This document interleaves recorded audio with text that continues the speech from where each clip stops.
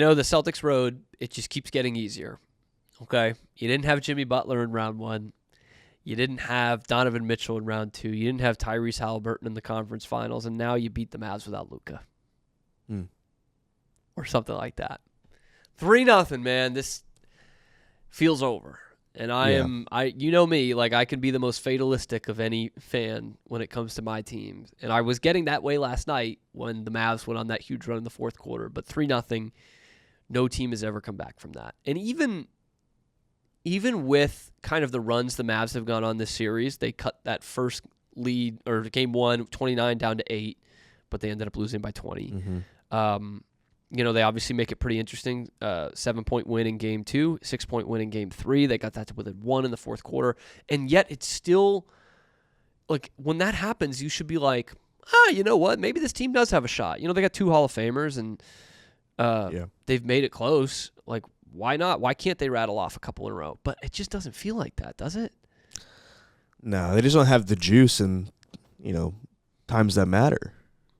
It really, yeah. And look, before Luka fouled out, he was gassed. It was past his bedtime, man. Like it was past my bedtime. The shot that he would have taken before the game, or shots, had clearly worn off. We saw this in game 2 as well. Like he really slowed down in that second half of game 2 on both ends, even on offense, which he doesn't like to do. But he fouls out with 4 minutes left in that game last night. Yeah. And really, and look, I have a lot of Mavs fans on my timeline, and some of them were not happy with me last night. But there really isn't much of an argument about that 6th foul call. No. Right? Like, I think that was pretty obvious. It's a blocking call. He's really not set, and Jaylen's not taking 2 steps to run into him. It's a really stupid play when you have 5 fouls. And look, I was ripping, and I will continue to rip Luka for his defense. Matador Luka, slide out of the way. And it seems hypocritical to then be like, why is he getting in front of a guy there? But you got to know that. 5 fouls. You're in a tight game. You can't be committing a blocking foul at the 3-point arc with 4 minutes left. You just can't. Well, and then he's on the ground. He turns to Kid, and he says, "Challenge that effing call." Yeah, you better effing challenge. You better effing challenge that call. I was like, Luka. It was, and look, I'll give him the benefit of the doubt here. I mean, if you're Kid at that point, you have to challenge the call. You have to. You can't go down with a whimper while your best player fouls out in the finals game. But he should have challenged the 5th foul call. Do you remember that one? It was one of those ones where Brown, Luka initiates the contact, but Brown kind of does the hook. And is that when Luka had his arm between? Yes. Okay. Yes, and Luka had called for that on either Brown or Tatum earlier in the game. He didn't get it, and I think he might have gotten a foul on the play, but he was already in the ref's ear about the hook, and usually that'll lead to Stars getting the benefit of that call if it's even 50-50. But that was one that I don't know if it would have been overturned, but it had a much better chance of being overturned than the block.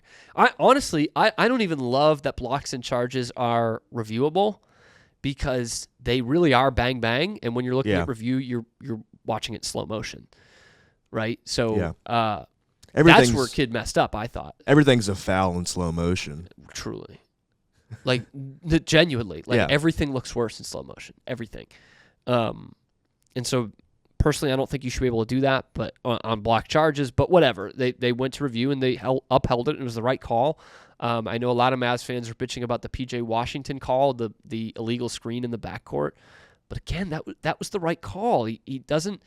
And again, this was one that slow motion made it look worse. It was closer than the slow motion replay might suggest, but he doesn't have his feet set all the way, and he leans his shoulder into the guy. Like, that's a foul, man. I'm sorry. I know, it's the end of a finals game. But sometimes it's still a foul. Yeah. And, man, that was the play, the Luka 6th foul. which leads to Windhorst just going scorched earth, man. Did you see this after I the game? did see this after the game. Yeah. He fucking rips Luka. Just rips him. He's like, basically saying Luka's never going to win until he stops bitching to the refs. And, I mean, it felt harsh. It was almost 2 minutes of him just eviscerating Luka. But he makes good points. Like, Luka in that game a couple of times is trying to sell calls on the ground, bitching at the refs. And the Celtics are going the other way and scoring. 2 possessions in a row. I saw that on Twitter. And, look, I'm not saying he's the only guy that bitches at the refs. They all bitch at the refs, right? LeBron does. James Giannis Harden does. Tatum even does. You know what I mean? They all do it. But when you're allowing it to clearly, like, he's getting frustrated as he's doing, like, as he's going to do this, and it's leading to baskets the other way, that is when it becomes conduct detrimental to your team. Like that, no coach or commentator is going to stand up for you when you're doing that. The same way we would, like, oh, LeBron is bitching again, but he's a great player and helps his team win, and he's a top 2 player of all time. You know what I mean? Like, Luka is a great, great player. But this is the maturation process. You just can't be doing that in the NBA Finals. It's got to be a no blood, no foul mentality, right? Like, it has to be. And when you get to these kind of games, I think. But last night after the game, I was thinking about our conversation after Game 2. And we said the keys for a Mavs victory would be Kyrie having a good game and no Kristaps Porzingis. Yep. And the Mavs had both those things and home court, and they still couldn't find a way. And I thought a magic number was like 70, 75. Yeah. For Kyrie and Luka's combined scoring totals. It looked like it was going to be that way in the first half. It sure did. It didn't mean it was an automatic Mavs victory, but it looked that way. That they were going to hit that number, 62 for the night. Kept Luka under 30. Mavs cannot win if Luka's kept under 30. And they sure as shit can't win when they're held under 100 points. And that's been all 3 games of this series. The Celtics defense has been incredible. Just incredible. Even without Porzingis out there last night, Xavier Tillman goes out there and does a job. Did you know who Xavier Tillman was? No, I kept calling him Spencer Tillman, man. Like, nobody knows. But he's playing defense in the paint. He's grabbing rebounds. He hits one big 3. It's like, oh, my God. That was part of that third quarter where the Celtics that's one of the best quarters I've ever seen them play. They just dominated. And the shots started to go in, but they were getting looks at the rim. They outscored them. Oh, man, now I don't remember. It was like 33-17 or something. They were, like, totally in control. And then this fourth quarter comes around. And to be honest with you, Braden, it was like a blur to me. I don't even know what happened. Yeah. But it's an extended 20-2. To be honest with you, I wasn't watching the game in real time. I was with friends. But I was getting text messages updating it. And I was like, the Mavs have this in hand. And all of a sudden, I see a text from Red saying, I'm sorry for saying anything. Celtics had it in hand, yeah. Yeah. And I check my phone, and it's 93-91. I'm like, what the heck happened? Like, and then I go home, and I watch the game until, like, 1 in the morning. It's like, this was actually a good game, which obviously, the score would reflect that. But yeah. And like I don't even know what the big strategical break was other than the Celtics just started playing a lot of one-on-one, which is what happens when they start to blow leads. They don't keep moving on offense. They're playing some hero ball. Peyton Pritchard took 2 shots, like contested jump shots at the end of a shot clock after dribbling for 10 seconds. Like that's not a key to victory. And the Mavs were getting in the paint. Really, at the beginning, obviously, was the flurry. And then again at the end, Lively had some big buckets. But once Luka went down, it was like the Celtics could piss this away, but I don't think they could piss it away. I don't think the Mavs could take advantage of it. And look, I mean, they played hard. It's not like they just threw it in. But about 25 seconds left? They were down 4? Is that right? About, I think so. Yeah, because they won by 6. And Kyrie takes the shot. Yeah. clank. Dude thought it was 2016 again, man. He really did. It looked a lot like that shot that he hit in Golden State in that Game 7. Mike Breen even mentioned it, too. Did he? Yeah. So it looked a lot like that shot. He goes to the right, not even the elbow, but kind of the bicep between the elbow and the top of the key. And that shot in that Game 7, he had the space. He had created the space for it. This time he did not. Horford's right in his grill. It's a fadeaway, barely gets a look at the basket. And it's still, it just doesn't go in, but it's not like it was an air ball. And from then it's like game over. It's game over. And the people start to leave. Like I was stunned because he was making the right plays, man. He hit some good fadeaways like classic Kyrie. He had a couple great passes in that sequence in those couple of minutes when Luka was out, including I think the basket before, which was a lively dunk. He had a great play there, Kyrie did. And then he just does that. I'm like, man, that's not you anymore. You know what I mean? Not saying he's not a great player or can be a great player. Finishes with 35, but like a -3. But that's not you anymore. And boy, that broadcast team just falling all over themselves about how great Kyrie was when he finally has a good game. Oh my God. Makes one good defensive play and they're like, oh, the big players in the big games, Kyrie. God. But that's probably how people think about me talking about the Celtics. So. One more, man. One more. You going to the game? Look, ticket prices have dropped precipitously for this Game 4 in Dallas. For those of you who aren't keyed into where we are, we're about an hour and a half away. Mm-hmm. I've got someone else on board because I didn't want to do it alone. Another fellow Celtics fan is on board. We're looking at it. I can't say with any definitivity. That's not a word. But I'm hoping to get it under 600, which is still a lot of money for me. Mm-hmm. But it was 1,100 before last night's game, and right now we're at 628. Oh wow, as the cheapest ticket. So it's dropped with since a we've lot been of tickets talking about left in this. that balcony. So I think we're gonna get under the magic number here, man. Oh, that would be an unbelievable. I mean, with my luck, I would go. They'll lose game 4 and then just win it in 5 and be done. But this has been a long road, Braden. Yeah. The last time the Celtics won the title, and I know people don't feel sympathetic for Boston sports fans. I get it. Trust me. Overall, you don't have to be for me, right? It's been a tough couple years. Things have gone south in a lot of ways, and it's just not the same pride and mystique that we used to have as Boston sports fans. And the one thing we've been able to rely on the last 2-3 years is the Celtics. Like, they were our shot. They were our meal ticket. Mm-hmm. And the last time they won the title was my last day of 5th grade. Like, my biggest worry after they won the title was like, oh, shit, man, I'm going to be in middle school next year.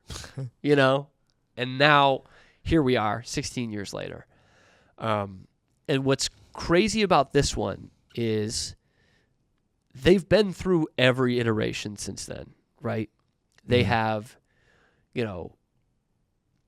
they've defended their title. They went to the finals in 2010 after winning in 2008. They still had that run in them. They didn't win another title, but they had that where they were the hunted. Then they were, 2011, 2012, trying to hold on to that Garnett Pierce. Yeah. Like, can we get the last ounce of good basketball out of them? Then they blew it up. They rebuilt. They have the Isaiah Thomas thing, which was fun. I miss Isaiah Thomas. Then they get their guys out of the draft. The Brooklyn trade works perfectly. You get Jaylen Brown and Jason Tatum. It could not have worked any better draft-wise. Get those two guys. Then you get Kyrie, and it feels like, okay, we went from young and promising to we are championship contenders. We have the pieces, and these two guys we picked number 3 overall are still really young. And then that doesn't work out. And then it's kind of a transition where you're still pretty good, but you're like, okay, we're waiting for these Jays to get into their prime here. And then still probably haven't, age-wise, gotten into their prime. But then you're like, okay, we're championship ready because you have the great turnaround in the finals and go to the finals in 22, have great teams the last 2 years. So you've been through about everything, right? You've sucked, You've been mid. You've been championship contenders. You've been not quite there. You've been a couple of pieces away. You've been not pulling the trigger on some trade deadline deals that you thought could get you there. You've had players hurt. You've had players leave. All of that in the last 16 years. And it feels like a lifetime, man. And here they are, 1 win away. Man, it is surreal. And I'm going to wait on the official pick, but the way I'm leaning right now is I will go to Game 4 and they're going to lose. Okay. No, it does feel like I'm a very superstitious person, but this feels like it's lining up. Mm-hmm.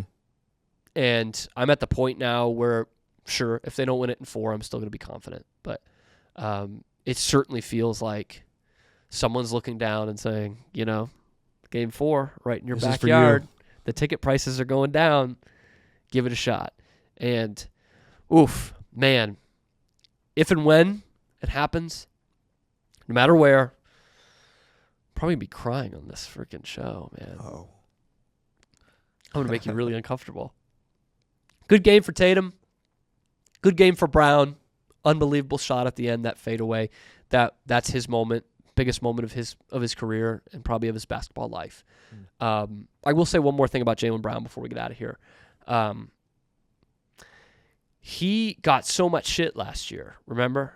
Because he couldn't dribble with his left hand. Yeah. And the Heat just absolutely forced him that way, and it was a disaster.